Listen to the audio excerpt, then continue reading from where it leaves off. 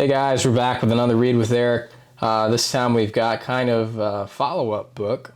So I don't know if anyone remembers, but one of the very first few books that we read was The Gruffalo. And this book is The Gruffalo's Child. So we thought it would be a fun follow-up on that and another book from Julia Donaldson, who wrote The Gruffalo. But we'll give a few minutes for everybody to join in. This week we're heading into Charlotte Race Week, Coke 600, so that's going to be a lot of fun.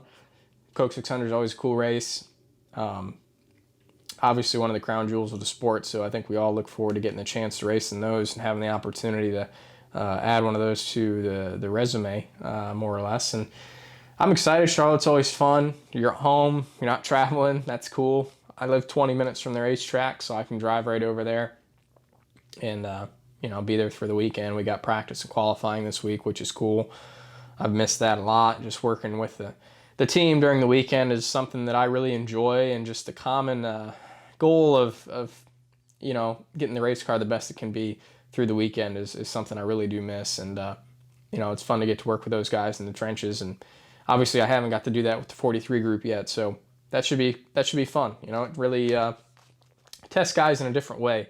When you're preparing the race car just to go to the racetrack and race, it's still a lot of work and a hard job, but when you're there practicing and working together and making changes in a limited amount of time, that really tests everybody, and I think that's good as a team to work through and do, so I'm excited about that. But hopefully you guys tune in and watch, but we'll go ahead and get started on the book, The Gruffalo's Child, like I mentioned, and see what it's all about. The Gruffalo said that no Gruffalo should ever set foot in the deep dark wood. Why not? Why not? Because if you do, the big bad mouse will be after you. I met him once, said the Gruffalo. I met him a long, long time ago. What does he look like? Tell me, Dad. Is he terribly big and terribly bad? There's the Gruffalo and his child, telling him all the stories about his experience. I can't quite remember, the Gruffalo said, and he thought for a minute and scratched his head. The big bad mouse is terribly strong, and his scaly tail is terribly long. His eyes are like pools of terrible fire, and his terrible whiskers are tougher than wire. I don't know, that sounds like a pretty bad mouse to me.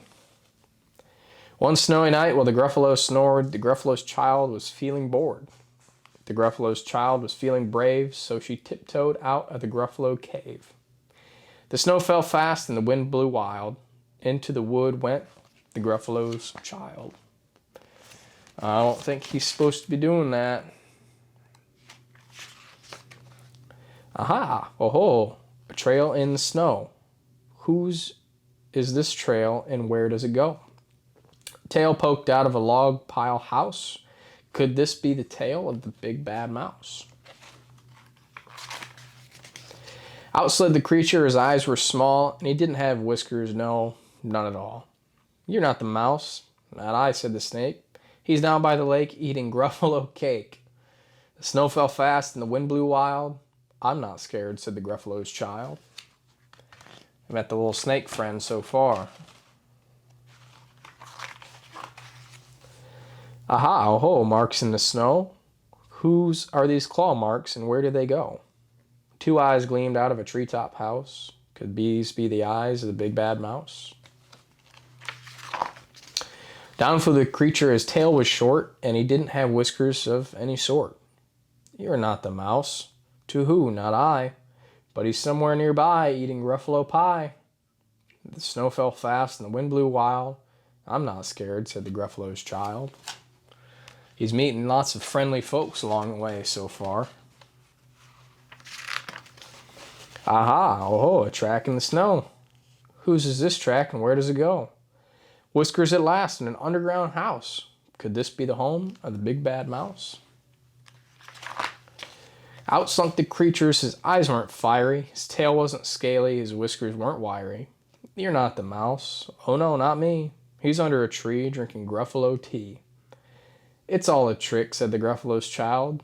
So as she sat on a stump where the snow lay piled, I don't believe in the big bad mouse. More friendly creatures along the way. But here comes a little one out of his house. Not big, not bad, but a mouse at least. You'll taste as good as a midnight feast. Wait, said the mouse, before you eat, there's a friend of mine that you ought to meet. If you'll let me hop on to a hazel twig, I'll beckon my friend so bad and big. The Gruffalo's child unclenched her fist. The big bad mouse, so he does exist. The mouse hopped on or into the hazel tree. He beckoned and said, just wait and see. Doesn't look like much of a big bad mouse to me. Out came the moon, it was bright and round. A terrible shadow fell on the ground. Who is this creature so big, bad, and strong? His tail and his whiskers are terribly long. His ears are enormous, and over his shoulder he carries a nut as big as a boulder. I would think the mouse is trying to play a trick here on the Gruffalo. The big bad mouse, yelled the Gruffalo's child. The mouse jumped down from the twig and smiled. Aha, oh ho, prints in the snow. Whose are these footprints and where do they go? The footprints led to the Gruffalo cave, where the Gruffalo's child was a bit less brave. The Gruffalo's child was a bit less bored. I think the mouse is trying to see where the Gruffalo lives. And the Gruffalo snored and snored and snored.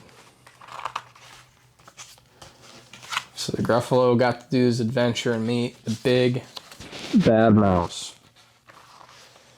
And that is the end.